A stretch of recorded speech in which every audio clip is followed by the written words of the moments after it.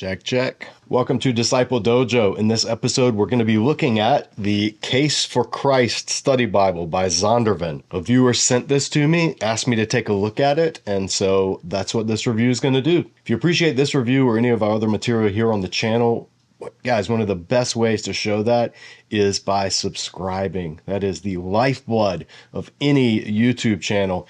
And when you subscribe, be sure to enable notifications because we do live streams maybe around once a month or so. And the only way to know when one of those is coming up is to enable notifications so you get a little heads up when we do it. And I'm actually going to be giving away this copy of this Bible as well as many of the other ones that we've reviewed here on the channel on those live streams. If you want to know about that and other stuff going on here at Disciple Dojo, enable notifications when you subscribe. All right, let's take a look at the Case for Christ Study Bible.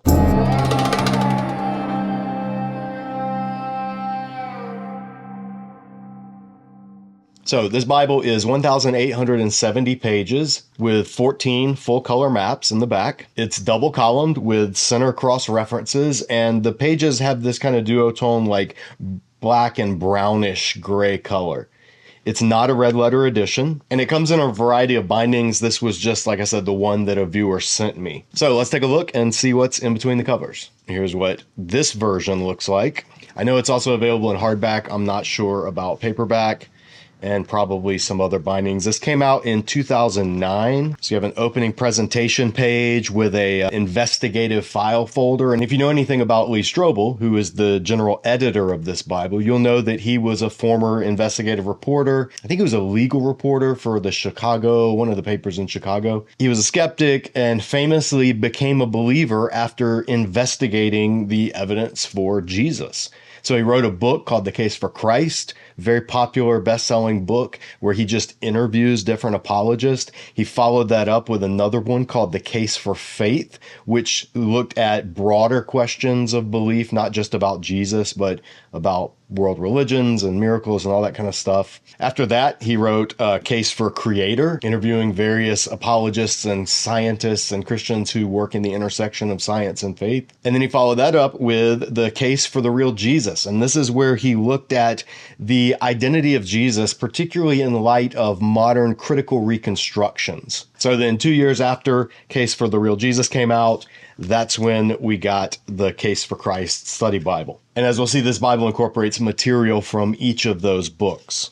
So then you come to the Zondervan timeline. You find this, I believe this is the same one that's in the NIV Study Bible by Zondervan. We come to the title page, table of contents, abbreviations, and then Lee Strobel writes this invitation to investigate. And he just tells a little bit about his background, about what led him to faith. And then we come to an overview of the features. So throughout this Bible, you'll see these essays on various pages, usually about maybe a quarter a page to half a page in length. Some of them span 2 pages. And this tells you what they are. Some are called Case for the Bible. And so these have to do with biblical background questions or explaining apparent contradictions that people have suggested in the text. Then there are essays called Case for Christ. These have to do with different scientific discoveries and things in nature that Strobel believes points towards God as creator. Then essays called Case for Faith have to do with questions that people ask,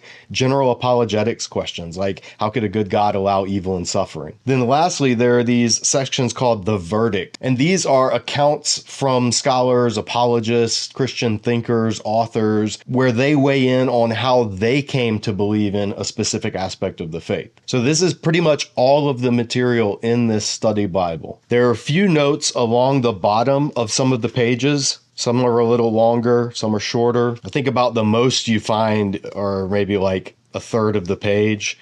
And these are study notes about the actual text itself. But I don't know which, if any, scholars are responsible for those notes. Then you come to the Old Testament.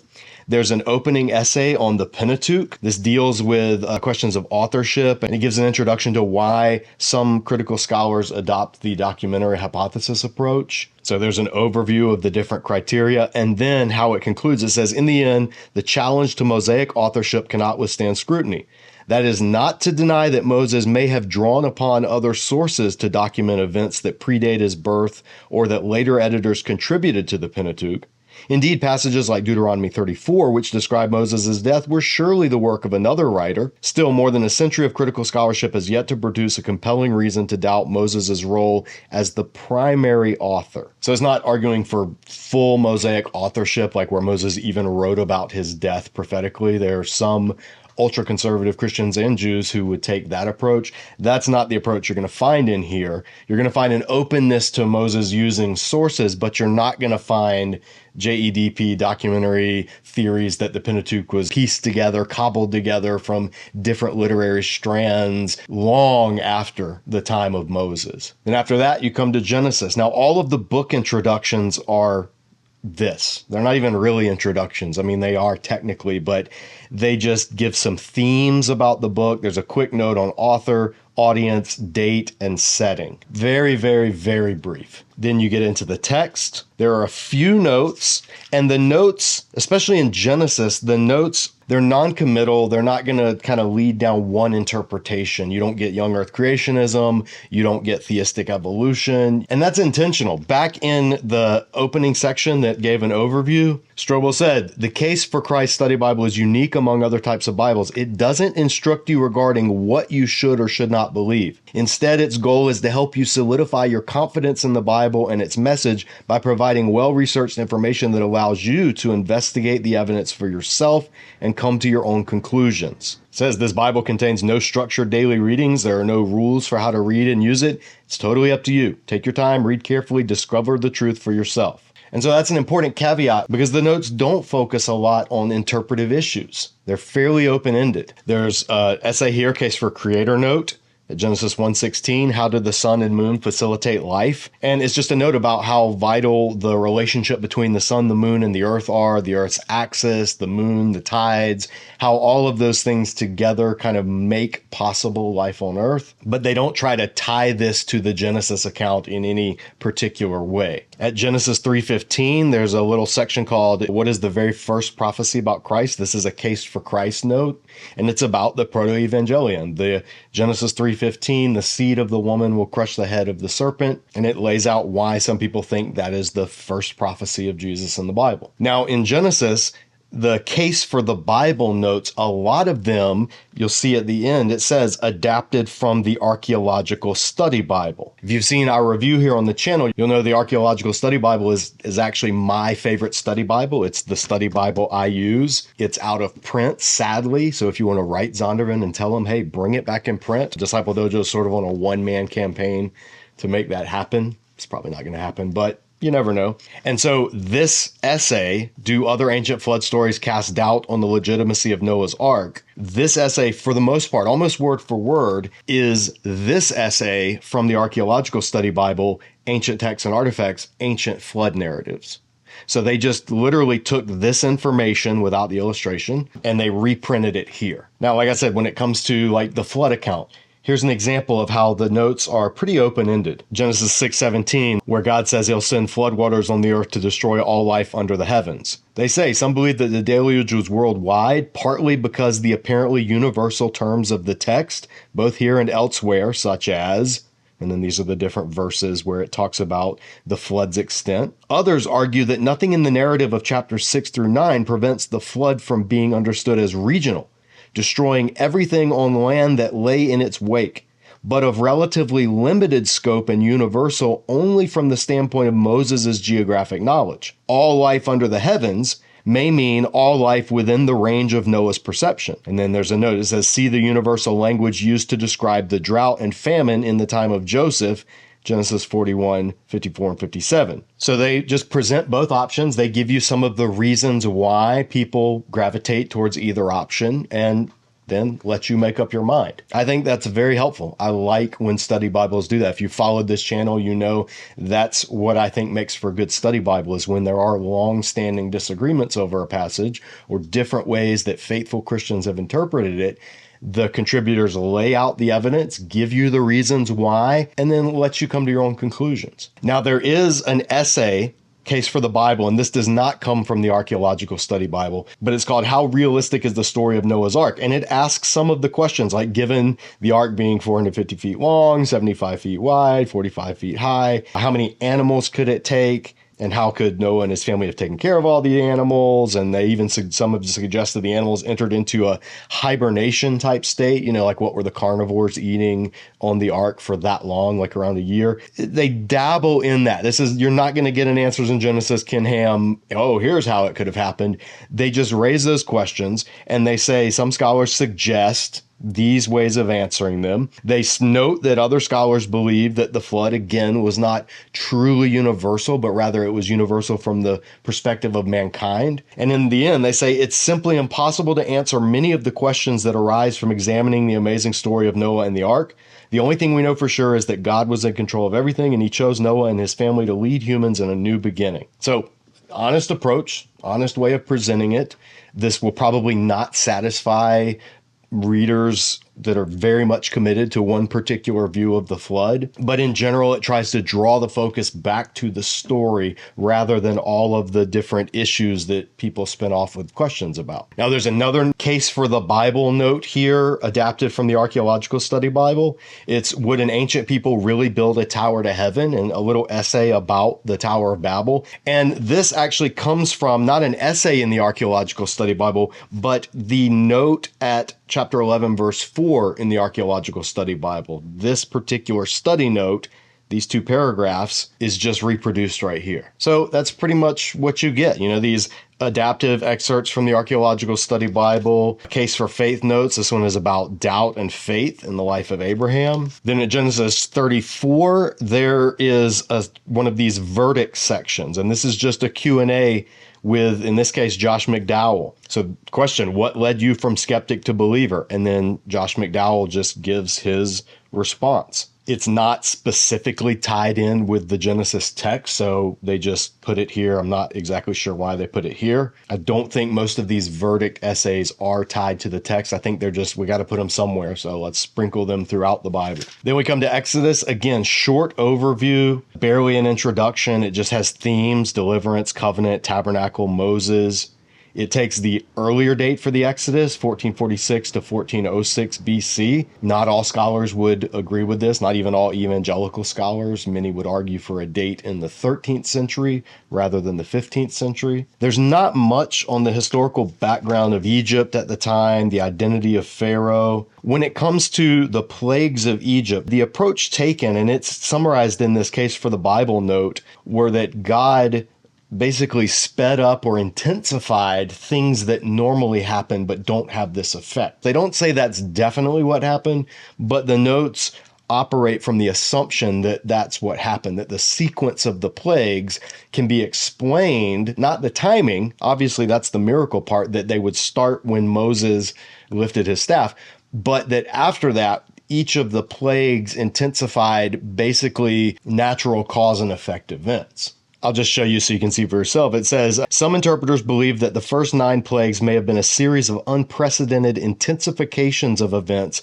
that were part of the Egyptian experience, events that in their more usual form did not have anything like the catastrophic effects of the disasters God brought on Egypt in order to deliver the Israelites from Egyptian imperial bondage. If that was the case, the first plague may have resulted from an unparalleled quantity of red sediment being washed down from Ethiopia during the annual flooding of the Nile in late summer and early fall, causing the water of Egypt's lifeline to become as red as blood. Then in 8:3, when the frogs come up out of the water, it says, the frogs abandoned the Nile and swarmed over the land, perhaps because an unusually high concentration of bacteria-laden algae had by now proved fatal to most of the fish, thus polluting the river. And then 8:13, the frogs died, probably because they had been infected by bacteria in the Nile algae. And then 8:21, about the swarms of flies. They probably would have multiplied rapidly as the receding Nile left breeding places in its wake. Full grown, such flies infest houses and stables and bite people and animals. Now, while they don't note how each plague corresponds to a different Egyptian deity, they do note at times when they do. So for instance, the plague on the livestock. The flies of the 4th plague, see the note on 8:21, possibly carried the bacteria, see note on 8:13, that would now infect the animals, which had been brought into the fields again as the floodwaters subsided. The Egyptians worshipped many animals and animal-headed deities, including the bull god Apis and Nevis, the cow god Hathor, and the ram god Khnum. Thus, Egyptian religion is again rebuked and ridiculed. And then chapter 9, the plague of the boils, says possibly skin anthrax, a variety of the plague that struck the livestock in verses 1 through 7, a black burning abscess that develops into a pustule. In chapter 9, verse 18, says the flooding of the Nile, the possible occasion of the first 6 plagues, came to an end late in the fall. The hailstorm is thus in the proper chronological position, taking place in January, February, when the flax and barley were in flower, but the wheat and spelt had not yet germinated. See verses 31 and 32. And then the locust. In March or April, the prevailing east winds, see verse 13, would sometimes bring in hordes of migratory locusts. 50 million of them could occupy a square kilometer and devour as much as 100,000 tons of vegetation in a single night. Such locust plagues were greatly feared in ancient times and became a powerful symbol of divine judgment. And then the plague of darkness. Like the 3rd and 6th plagues, this 9th plague was unannounced to the Pharaoh. It was possibly caused by the arrival of an unusually severe Khamsin, the blinding sandstorm that blows in from the desert each year in the early spring. The darkness was an insult to the sun god Ra, or Re, one of the chief deities of Egypt. So that just gives you an idea, again, of how they're approaching these plagues. They do mention, I don't want to say they don't mention any correspondence theologically between the plagues and God showing his power over the gods of Egypt, which I think is the dominant theme of the plagues. But they also take the approach of trying to show how these plagues kind of natural, well, not naturally, because they do say this would require God to do certain things, but that it's not like how it's portrayed sometimes in cartoons, like the darkness being the darkening of a sandstorm. Well, that's very different than it just being pitch black, or the Nile turning to blood actually being reddish sediment. Again, that's very different than it turning to literal blood. So it takes sort of this semi-concordist approach. Now, they don't do any of that when it comes to the actual parting of the Red Sea. In fact, there are no study notes. They don't try to explain how, some people have tried to say, well, if a wind blew at a marshy area, low tide, it would sort of recede. And then they don't do any of that, which I think is good, because I think you can't explain away the Red Sea any more than you can the resurrection as being this thing that could maybe naturally happen. It's the miracle of all miracles in the Old Testament. It's the equivalent of Jesus rising from the dead in the Old Testament. If it didn't happen, none of this stuff really matters because it's all made up. So they don't try to explain that away, and I actually appreciate that. But they also don't give really any of the theological implications of the Exodus. They don't get into anything about the location of the Red Sea or which route the Israelites took and what the evidence is for the Exodus. So that was a little disappointing for a apologetics study Bible, basically, especially one that devotes like hundreds of pages to evidence for the resurrection of Jesus. I didn't see anything devoted to evidence for the Exodus actually taking place. Then there's an excerpt from discussion with my friend, Dr. Michael Brown, on Jesus, how he could be the incarnation of the one true God, how that's not a Greco-Roman concept, that it's an Old Testament concept. And Michael Brown has done some great work on this. If you haven't read his Answering Jewish Objections to Jesus, I think it's 5 volumes. Those are fantastic. Michael's a friend of mine. We've debated on some issues. We don't see eye to eye on some things, but his work on Jesus as the fulfillment of the Hebrew Scriptures, I think, is unparalleled. And this essay just sort of gives a taste of what he spells out more fully in, I believe it's Answering Jewish Objections to Jesus, Volume 2. That's the one where he gets into like the theological objections that Torah literate rabbis have about Jesus and him being the Messiah. So check out that series. Highly, highly recommend it. So after the Pentateuch, there is a brief essay on the historical books. And it really focuses on how the Bible is not just like history, it's a story. First and foremost, it's a story, but it also is interpretive history. In other words, it's not like a modern historical account, but that doesn't mean that it's all myths or fables or allegories. And so they talk about that, and they talk about the importance that, the Bible shows the truth, warts and all. Like, it doesn't shy away from showing the shortcomings, the failings of certain key characters, even the supposed good guys in the story. Then after Esther comes a section introducing the poetical books, and how it's important to interpret them as artistic poetry, not to press them for literalism. They use figures of speech. They use non-literal language. And then there's a section about the wisdom literature and how, like, the wisdom literature, Proverbs, Ecclesiastes, again, they are not meant to be pressed for literalism. They were rather collected wisdom statements. And so they have to be read according to the genre and not through the lens of modern wooden literalism, which a lot of people, fundamentalists and skeptics alike, do when they pick up and read the Bible. Then after the Song of Songs, we come to the introduction to the prophetic books. And this introduces the concept of who were the prophets, what were they? They were like covenant prosecutors, basically. They were God's witnesses to his people that they had broken the covenant. There's a note about the types of prophecies, how sometimes something would be describing a near event, but they would also have a meaning that would unfold later. And also how prophets frequently had to tell people things they didn't want to hear, and that they ultimately paid the price for being a prophet. The life of a prophet was not one that most people wanted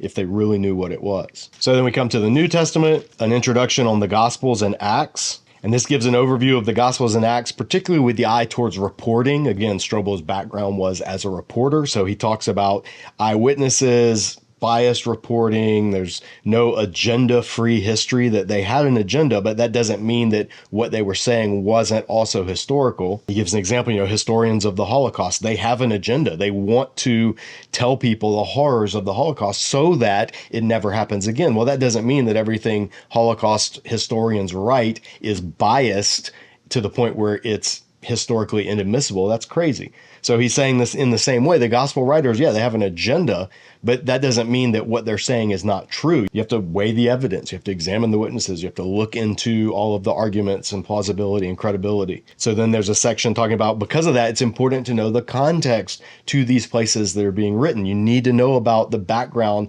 what's going on at Corinth or Ephesus. What was the background that James was operating from, and how was that different from the background that Paul was operating from, and who were the audiences of each, and what were the concerns that they had. It doesn't go in great depth, but it does at least raise that issue for the reader. We come to Romans. We always look at Romans in these reviews because that's where you can sort of see theological biases. There's not much, this introduction. I mean, it's just a couple of words, honestly. Themes of Romans: God's faithfulness, righteousness, reconciliation. So you're not really getting any background that's going to help you understand the context, despite the essay on the previous page that told you how important that is. You don't really get anything that goes into it in the study introduction or really in the notes themselves. There's an essay right when you open up Romans about being born outside of a Christian culture. This is an essay by Ravi Zacharias. Now, it's important to note this was produced in 2009. That was back before the scandal that surrounded Ravi Zacharias that came out after he passed away, and all of the stuff since then. So for some readers, that may be a deal breaker.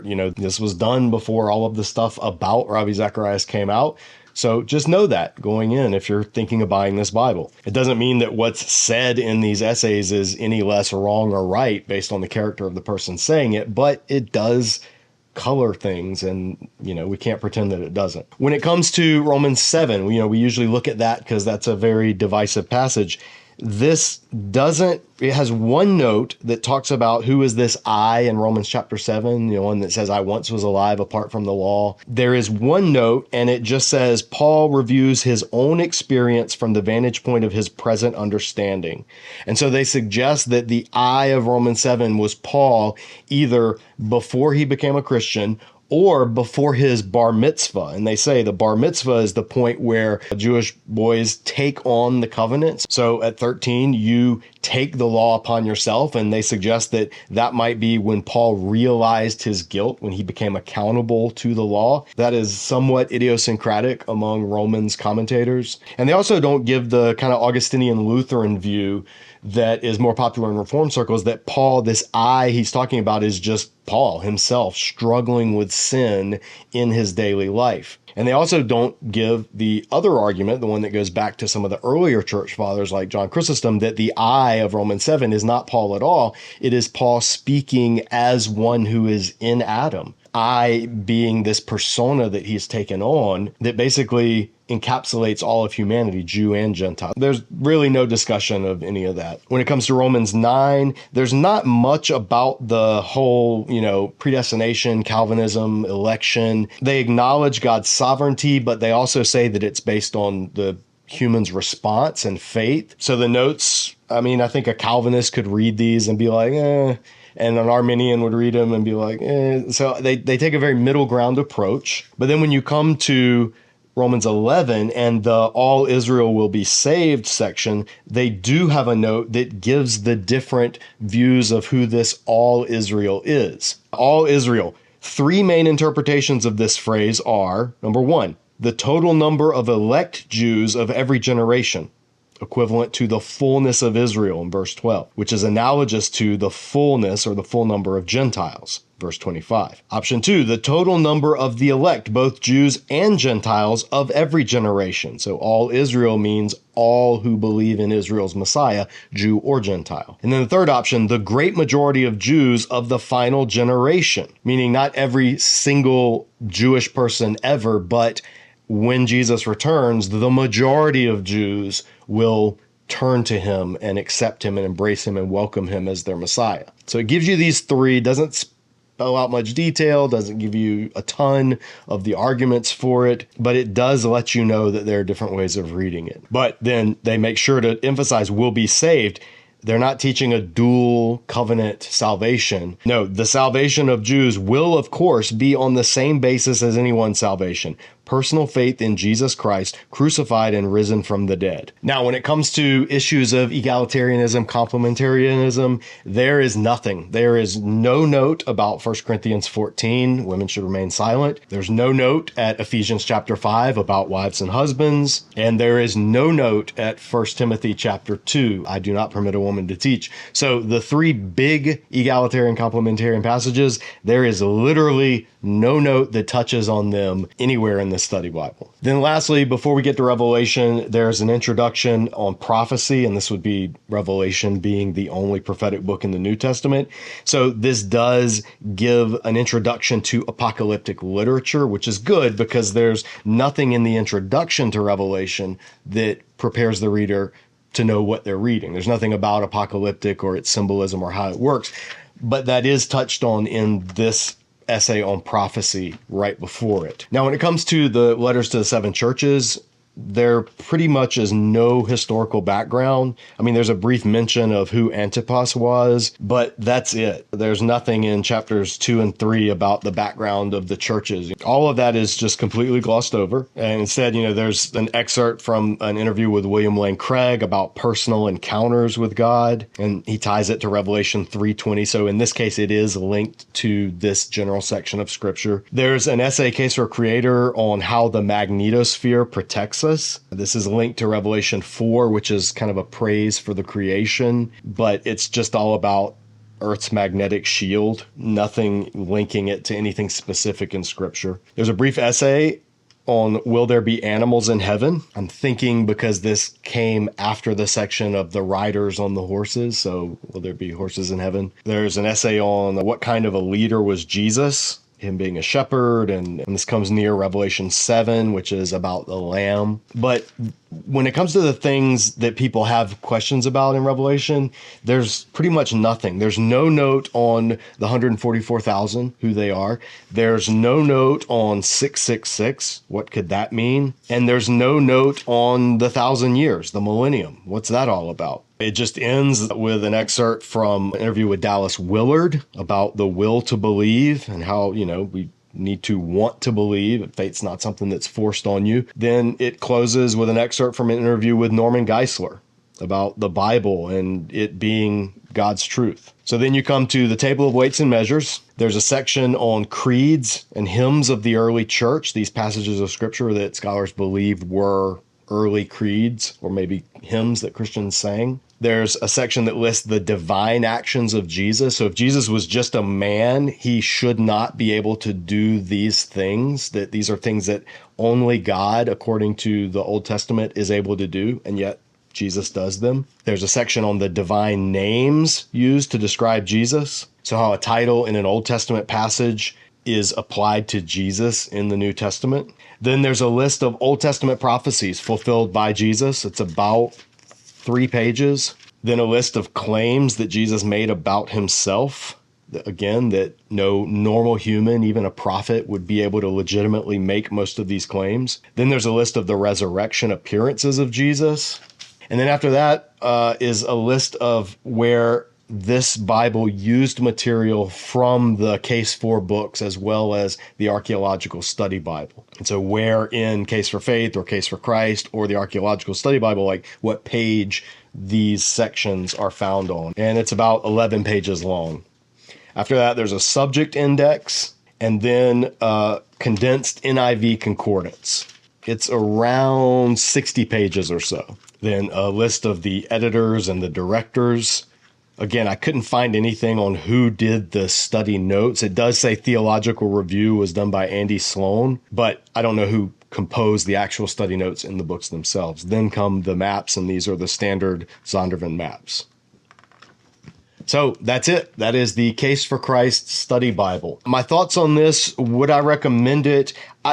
I don't think it's bad. I like that it pulls from my favorite study Bible, which is out of print. So those who can't get access to the Archaeological Study Bible by Zondervan, this would have some of that. But again, it's not a lot. You know, like a couple of dozen excerpts from that Bible are included in this. It does give a taste of some of the Case for books. You get excerpts from these books in it. So somebody who maybe doesn't have the time to read the full Case for Faith, Case for Christ, Case for Historical Jesus, Case for Creator, they get a little bit of that. So you're sort of getting a taste, but I don't know if I would recommend this as your main study Bible. I mean, maybe.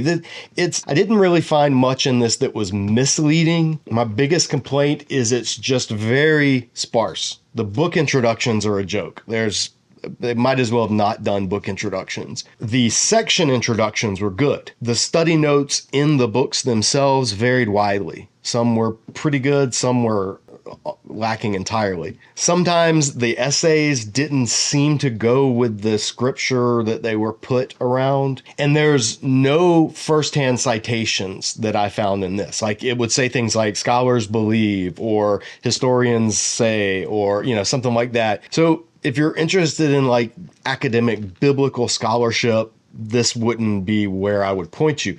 If you have someone who is, let's say, new to the faith or someone who has questions, they're skeptical but open, this might be a good resource. It might be helpful for them. I would put this above the Apologetics Study Bible from Holman that we reviewed here on the channel. I think this is overall probably more helpful than that. But for a primary study Bible, I don't know. I'm just kind of like, I wrote my thoughts down when I was reviewing it, and I wrote, meh, like, it's okay. It's not terrible. So I don't know. Hopefully from this review, you're able to see like what's in this and you can decide for yourself if it's something that interests you. I think it's an average study Bible, and I think it's an above average apologetics Bible, if that makes sense. So those are my thoughts. Share yours. Let me know. Have you read any of Strobel's work? What do you think about him? Have you used this Bible? What do you think about it? Feel free to leave those in the comment section below. We love interacting with folks and the engagement that you guys bring here in the dojo. Hope this review was helpful. Stay tuned for more. If you haven't already, again, be sure to subscribe, enable notifications, and